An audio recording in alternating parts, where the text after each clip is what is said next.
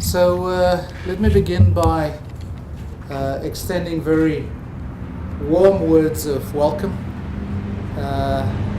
Joseph, to you and your loved ones and family who've been able to join us this afternoon. So it is 2 years and just on 3 months that Gloria passed on, as Milcho has reminded us, in a circumstance in which she should not have perished. But today we gather here 2 years and almost 3 months later in hope. Today, 2 years, 3 months later, we gather here with greater comfort. And the time that has traveled between then and now allows us the opportunity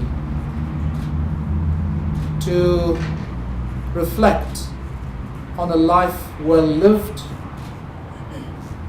a life well lived in service, of course as a nurse, but a life lived in service of her family and her community.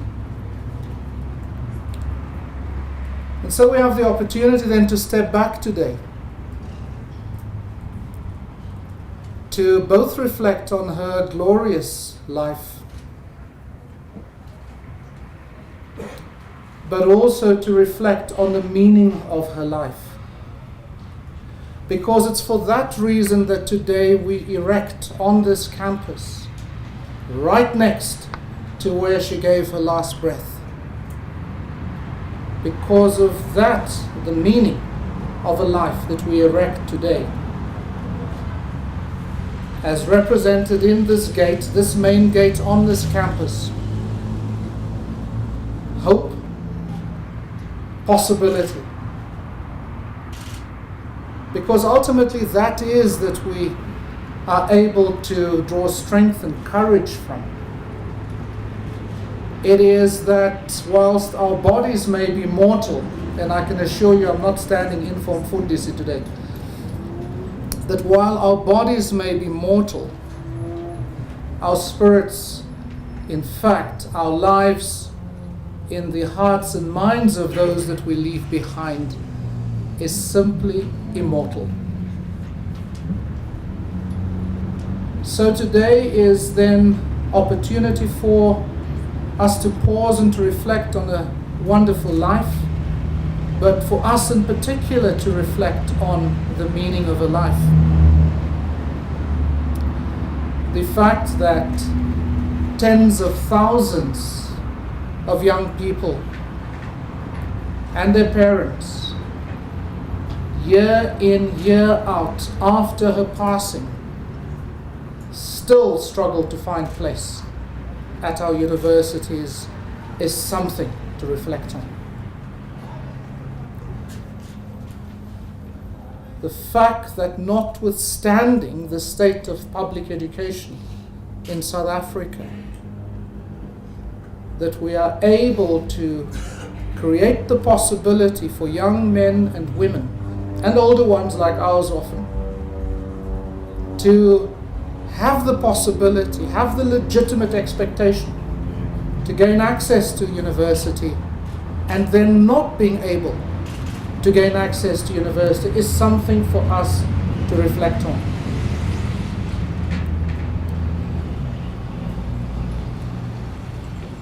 And so today then we erect this monument to the person, Gloria. But we also erect this monument to the meaning of Gloria Sekwena in contemporary South African life. Because it is ironic that it is through her passing, through her death, that we have to immortalize her. Not so much the person, as much as, or shall I put it differently, the person and the meaning of the person to us here at the University of Johannesburg, but also to this nation, to the continent, and to the world. And so let us therefore pause as we raise this monument in her name, in her memory, and let us, in raising this in her name and in her memory, be challenged by the very contradiction of life in South Africa.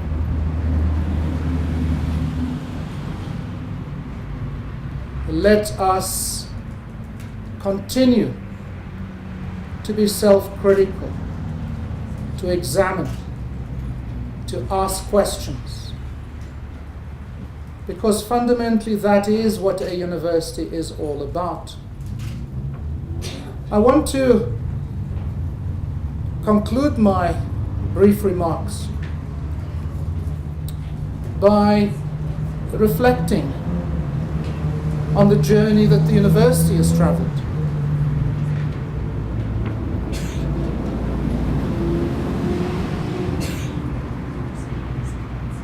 One of the striking things about us as human beings, and as we live our lives in institutions, in departments, in divisions, in organizations, in the University of Johannesburg, part of the challenge with us is that often we believe we can simply do things better by taking incremental steps to improve our current condition. I'm reminded that, ironically, at the time of Gloria's passing, I had firmly believed that we had improved our systems and processes for late application. And I'm using this as an example to illustrate the point that often we think that we're improving things, when in fact what is required is a fundamental and a radical change. Often we are not ready for fundamental and radical change. And it regrettably, sadly, painfully, required radical change in the life of Joseph and of his sons for the university to realize that it was time for radical change.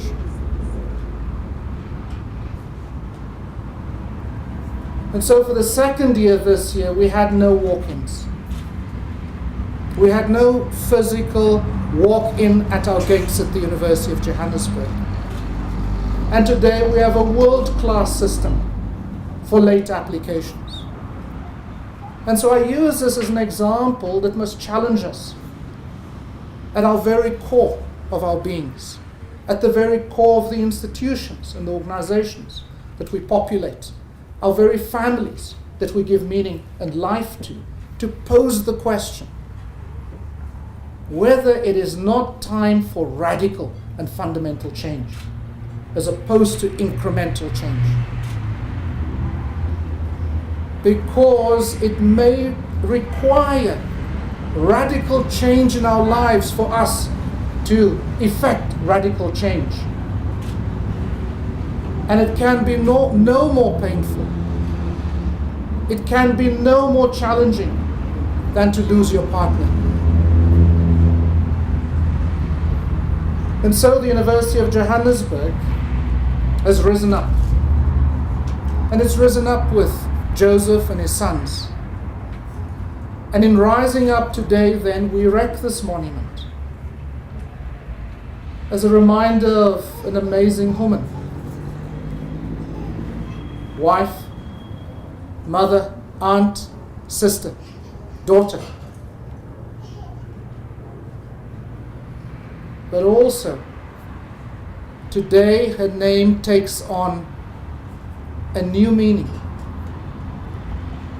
To the millions who will come through this gate over the next decade and longer, because they will ask the question, what is the meaning of Gloria Sekwena?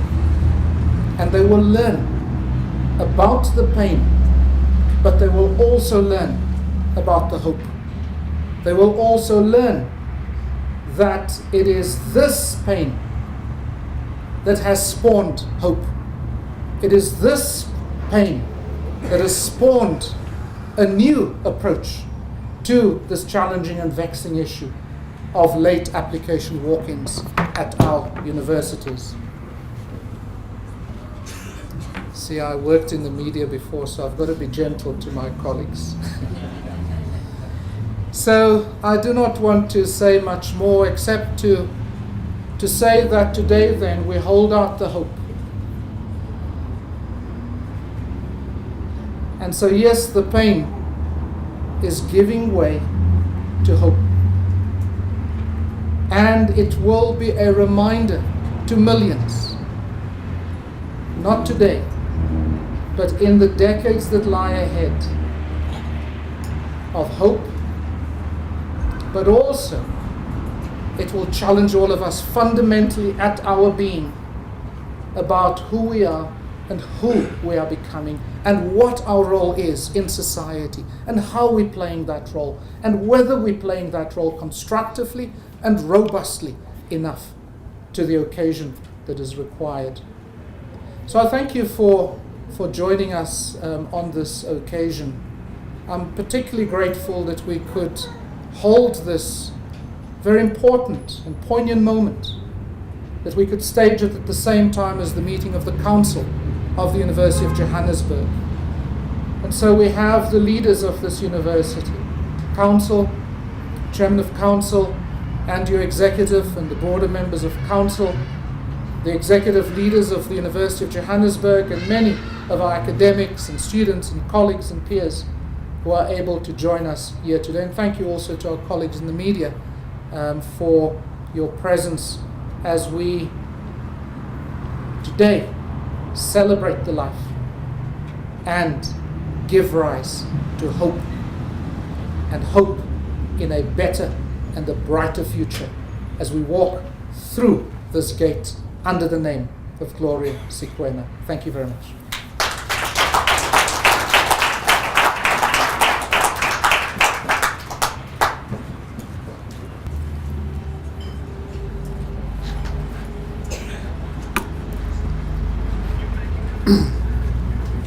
Thank you, Master of Ceremonies, Honorable Vice Chancellors, Deputy Vice Chancellors, the Registrars, members of Council, honorable guests, academics of this institution, family of Sekwena and students. We particularly thank you for inviting us to this August occasion. I will read from the speech that the family gave me as a message to the university and staff. The sacrifice of Gloria Sekwena was made to her sons and country on the fateful day of 10 January 2012. And this sacrifice shall live with us forever. One of the newspapers described this incident as a mother having been crushed amid a scrum of about 5,000 aspirant students scrambling for a place at a higher institution. This country and the world went into shock to realize that a mere registration process at an institution of higher learning is a fatal venture, or may be a fatal venture. That seeking a better life for one's child can mean loss of life itself. For us, there are many lessons, but we will mention just two important lessons that we learned from this tragedy. It is that At the time, and maybe even now, as the VC has said, we have a challenge of the number of institutions of further learning after matric in this country. This incident opened our eyes, and so our government. We can state with some comfort that as a result of this incident, there was fast track of 2 universities, as it dawned on our government that further education needs more attention. It was the life of Gloria that reminded us of these hard facts as a country. We are also comforted by the fact that the registration system, especially of UJ, is exemplary, and we believe that other universities will follow. This is a boon to young students coming to universities, this one and others. Our sacrifice as a family of Gloria, of Sien in particular and the sons, was thus not in vain. The second challenge we believe has not been met. We still need to learn how to use the first 12 years of schooling to stimulate the young and search for their individual talents. Our system is still a broad, pump-up approach education system, giving as much as possible and hoping for the best. Let us check across our borders. Example is Zimbabwe, where matric students register for A-levels with specific focus, and therefore whoever gets admitted to university has actually shown the ability and they have been stimulated to attain their ultimate potential as students. We believe that issues like late applications, if students were more focused at an earlier stage, were more stimulated, we would mitigate or even reduce that. We believe that an education system must enable young children to find their talent and use further learning as a place to express that talent. This can happen only if the primary and high school are truly stimulated. Our system is still stuck in identifying what our children are not good at and not their talents. We have to come up with a radical change of actually seeking out that talent, because each and every one of the students have a talent. They don't have to be late in what they want to do. We should be able to capture them right from the beginning and say, this is your talent. If you are an artist, let us provide them facilities for art. Let them express their talent so that by the time they reach university, they are not late in their registration. They know exactly what to do. If they are scientists, let them follow that. Let us stimulate them in that direction. Many countries do that. I mean, in America, some states have what they call STEM, which is science, technology, engineering, and mathematics, a stream that is both supported by the school and the industry, where students are actually channeled according to talent.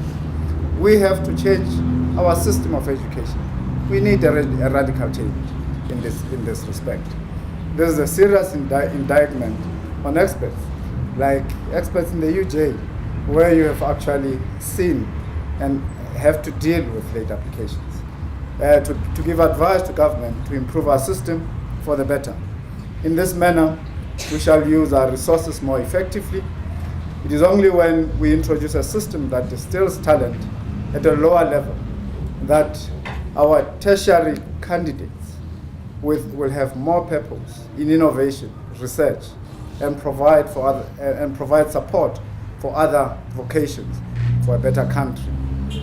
This death of Gloria to us as a family is one such lesson to us, and I hope that it is an input that you will consider as you consider bettering the lives of our people. As a family, we hope that these two lessons will be what we learn from the loss that we suffered.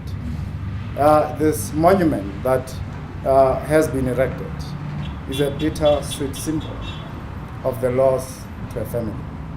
This loss will live with Sien, with Kosi, with Musimani, and with the family forever. As a result of this loss, Mr. Sekwena had to cut his career short in London and came back home to support Kosi and Musimani.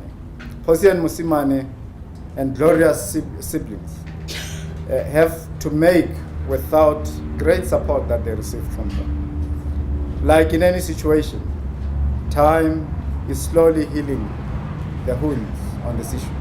And I think this remembrance heals even more. I can borrow from the threnody poem by Barikin, writing the threnodies of Johann Kaczorowski, and I quote, "Now time is the doctor for all. Time heals all pains. You must allow reason to hold sway. And what's time's trick? Allowing old events to fade, to be replaced by new ones, often of a happier shade than before, or sometimes of a similar measure. A man of reason is always prepared, demure. He looks rationally to the future. The boon of reason, being stoutly prepared for either fortune. Hold this thought, my son," and this is to Musimani and Kosi. "Face like a man, man's affairs. There is one Lord, sorrow and rewards he shares."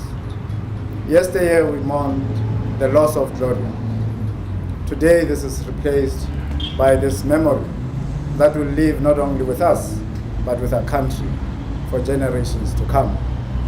And it is the bravery of the mother of these two children, a mother whom we can call now mother of students of South Africa and probably of the world, that we have restructured the registration system in our institutions. We thank her for opening our eyes to this need. We thank you, Jay, more for giving her recognition for her dedication as a mother. We thank the Sekwena, Sibia, Matlapani family for the gift of love to this country. Yours is a patriotic duty. Yours, UJ, is a patriotic duty. We have to go through life without a mother, without a wife, and loved one for all of us as family. But this is not in vain, because not only has she made us better people, but you also, as UJ, council and the leader, VC and deputy VCs and registrars, have also done that. We thank you. To end this, let me read a movie message from Gloria's niece. And this is her message. "My late aunt, whom I now call my guardian angel, was an amazing person who put other people's feelings before hers. No matter how little she had, she always had the urge to give to the less fortunate and to help those who needed it most. To this very day, she's still my rock, and that's why my friends and I have decided to start the Gloria Sekwena Foundation, so we too can give back the little we have, and you always know that she's always with us in spirit. You are truly loved and missed, Auntie, till we meet again. Bona." The family thanks you, Jay, for this honor and for the support you have given to our family from January 2012 to date. You have truly kept your word as the investor. It rarely happens. You have kept your word. It was purported to be the Almighty that Gloria should leave her work in the UK to come and see to it that her sons enrolled at the UJ. Maybe she could have done it over the phone. She could have delegated someone to do it on her behalf. But because it was God's purpose, she had to sacrifice and die in the manner in which she did. We actually cherish her life, her dedication as a mother. She definitely wanted her sons to reach for the stars. So her death was actually a blessing, even though it is a painful loss. She had to die in order to bring awareness in regard to congestion in universities, which had since become a yearly occurrence. UJ in this instance has become a pioneer of this awareness, and this part was actually written by Kosien and Musma. It is therefore a vehicle where, by the awareness, it has gone across the country. The Sekwena family is humbled and really thanks UJ for making this day a day of remembrance. Mangoba's death, her other name is Mangoba. Mangoba's death was not in vain. And above all, the education department and the faculty has decided to give her sons a subsidized education, which could mean that the sky is the limit for them. This gesture has indicated to us, and that is why I say they wrote it, that we are not the only ones that felt the piercing pain of Mangoba's death. We also thank the viewers of TV who prayed for the family. May the anger of Mangoba's absence or death not dishearten us, but should enhance our enthusiasm to work harder and realize that education is the foundation of supremacy and a pillar of success. With these few words, I thank you.